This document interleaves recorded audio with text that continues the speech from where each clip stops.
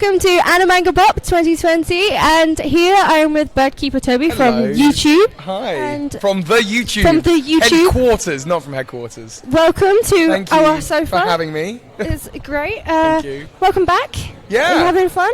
Yes, I am. Year 2, I was really excited about this one. The first one that I came to last year, absolute blast. Really enjoyed it. Really nice atmosphere here. And it's just chill. It's just people hanging out. And so I was kind of really excited for this coming back down this year. And yeah, we're having a great time so far. Yeah, that's cool. Have you seen anything really cool? Any cool cosplays? There's a cosplay that I've seen here of someone dressed up as a bird, but the eyes are I saw like that. animatronic. That's they're literally not animatronic. They're like digital. Digital. They're like screens in the eyes. And they blink. Really, that's a new one. I haven't seen that yet. That, so I saw thought that. Cool. That freaked me right out. Yeah. Because it was like looking at me from like over the crowd. I know, and you could still see, like, how's that controlled? Is that controlled by the person's eye motion inside, or is it random? just random?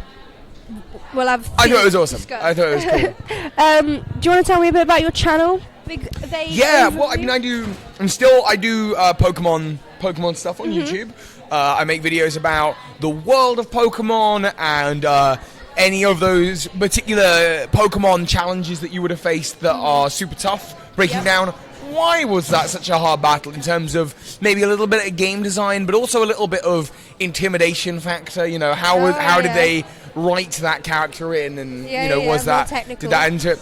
So yeah, I mean, I just have a lot of fun talking about that stuff, and at the moment I'm making a lot of videos about the new DLCs that are coming out this year. Yeah. Got to get out of the way. What's your favorite Pokemon? Favorite game? Yeah, I've been asked this like 3 times in the last 2 days, and I still don't have a good answer because it changes all the time. I'll play a game and I'll go, this is my favorite, and then this is my favorite. So right now, Pokemon Platinum is my favorite game, and Gliscor is my favorite Pokemon. Nice. Expect it to be different tomorrow. Okay, I'll ask you tomorrow then as well. Have you played the new game? Yes. I played Sword and Shield. I have. When a new game comes out, it's kind of my job to get through it, and then it's my joy to play it a second time much slower, and now I'm really enjoying playing it a third time, so it's going well, yeah. And it's based off the UK? It is. What do you think of that? I'm stoked. There's a town that is very clearly based off of Bath and the Roman baths, Circhester, or it might be a little bit based off of Chichester, because I think they also have Roman baths there, but there's something about that going to a city that I'm familiar with, and then also the music and the atmosphere in that town is really nice, and it does something to me. It's great. I remember I was looking up where one of the Pokemon games was from. I think it was XYZ. I didn't realize it was from France. From France, yeah. I didn't realize that at all. And then by scrolling down, I looked at all the Pokemon names of and the you look new at it one. and you see that inspiration, and you're like, oh, that's really cool. So something for me that was really big was I'm from a southern England or southwest England town, and the whole journey takes you from a kind of southwestern town right up to the top, with a town clearly based off of London at the very top. Yeah, and I was like, this is my journey. this is me to the big city. And we all recognise it. Yeah. No, I really enjoyed it. It's good. So you do a lot of Pokemon theories. Yeah. What's your favourite theory? This is another one I should definitely have a more prepared answer to. I like the theory that in the movie Detective Pikachu, that the animated TV show is a TV show that exists within the world of Detective Pikachu. Right. And the reason for thinking this is that there's a bit in the movie where Detective Pikachu is crying and singing the Pokemon theme song. So, well, how would he know that? And then also, there's a bit where he jumps up on Tim Goodman's shoulder, and Tim's like, no, we're not doing that. And it's kind of like, it might be him like, oh, I'm a Pikachu, I'm going to do that. So I kind of like this idea that the animated show with Ash Ketchum actually exists as a show within the world of Pokemon. It would just be like people collecting random animals. Yeah. It's in their world. Yeah. Well, I think it's like to inspire the young trainers of the film world to go out and travel and all that jazz. What's your most far-fetched theory you've ever heard and you wish it was real? My most far-fetched theory that I've ever had that I wish was real. Yeah. I have about 4 hours worth of content detailing how every Pokemon evolved from every other Pokemon in a Tree of Life style web.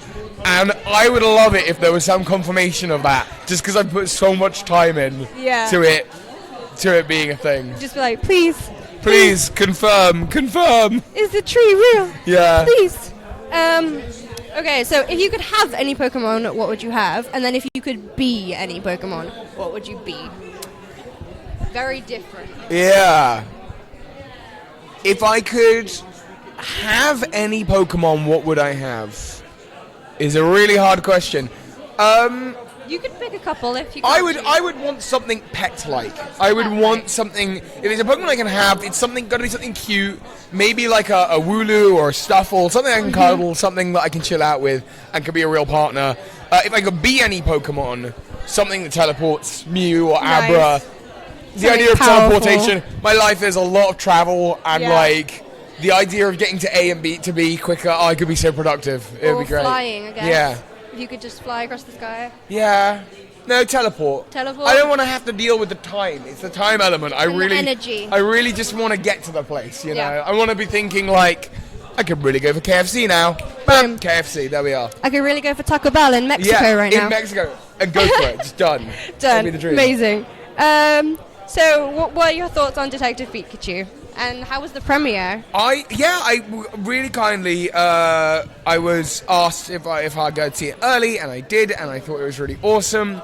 It's, for world building, really, really great. I think in story, it was fine, but I would like to see more interesting plots. I'd like to see stories that are maybe a little bit more challenging, and I get that it's got to appeal to a younger audience as well, but I'm not a younger audience. No. I would like to see more in-depth plots, but the actual world building was great. I think if they're going to do a sequel at any point, it would be good to kind of adapt on that and have more models of Pokemon, because there was kind of the same models used over and over. Yeah. But I guess they probably cost a lot to make. So, yeah. But now they've got those, so they can use those and the new ones that they'll make. Yeah. It'd be good. Yeah. What did you think of it? I haven't seen it. You haven't seen it? I know. You don't even know what I'm talking about. I really want to though, but like looking at the trailers, all I wanted to see was the Pokemon in a real life setting. Yeah. What would they look like? It does a good job of that. It does a really good job of that. Yeah. And like I fully get what you mean about the adult stories, I guess, because like the people who watched Indigo League are like in their 20s and 30s. Yeah, right.